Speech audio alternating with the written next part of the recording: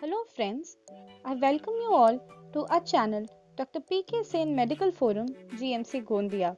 Today I am going to be sharing with you 5 MCQs from the subject of physiology. So let us begin. Question number 1. What should be the value of BMI to be considered as lethal in men? Option A 12, option B 18, option C 13 or option D 14. The correct answer for this question is option C 13.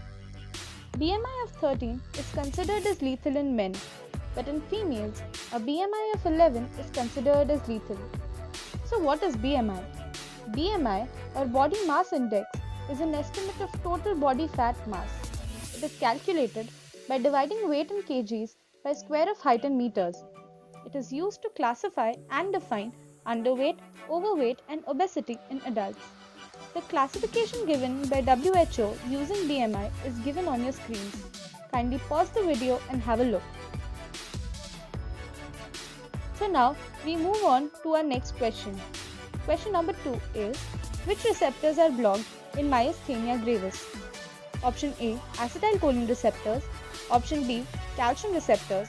Option C, sodium receptors. Or option D, opioid receptors. The correct answer for this question is option A, that is acetylcholine receptors. So friends, to answer this question, we first need to know what myasthenia gravis is. Myasthenia gravis is an autoimmune disease in which antibodies are formed against acetylcholine receptors. This results in muscle weakness and fatigability. In severe cases, it may cause respiratory failure due to unresponsiveness of respiratory muscles. It is diagnosed using a test known as edrophonium test, in which edrophonium, which is a readily reversible acetylcholine esterase inhibitor, is injected. A sudden but temporary improvement in muscle strength indicates that the patient may have myasthenia gravis.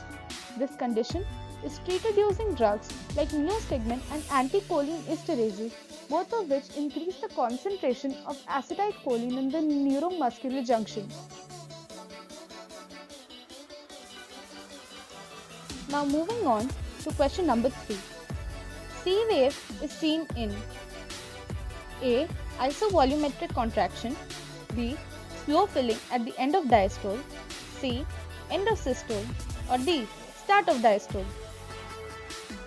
The correct answer for this question is option A, isovolumetric contraction.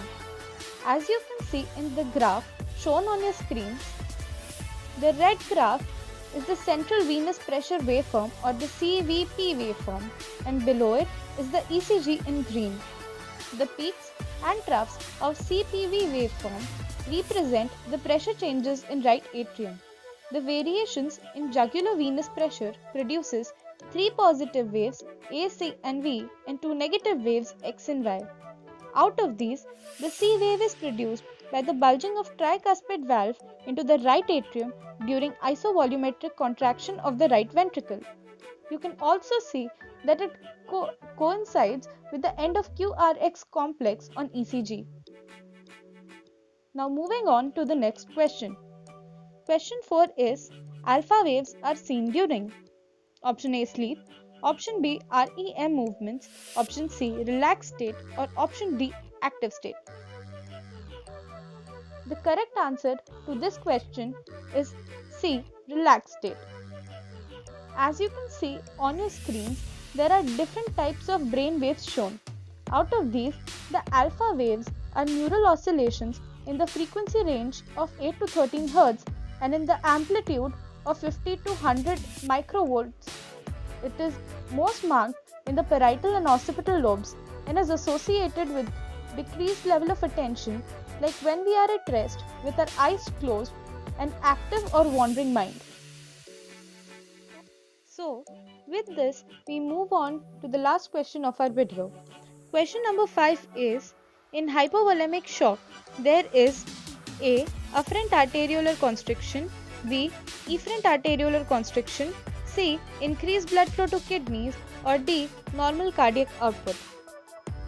So the correct answer to this question is option A, afferent arteriolar constriction. In hypovolemic shock, we have inadequate volume of blood in circulation. This leads to poor venous return to the heart and in turn decreases the stroke volume and cardiac output. This stimulates the sympathetic system and there is compensatory tachycardia and increased systemic vascular resistance. This is the mechanism that underlies the constriction of afferent arterioles. Also, as you can see on your screens, there are some conditions listed in which you can see hypovolemic shock. With this, we have reached the end of today's video. I hope this video was useful for everyone. If you have any queries, kindly leave them in the comment section below. Thank you.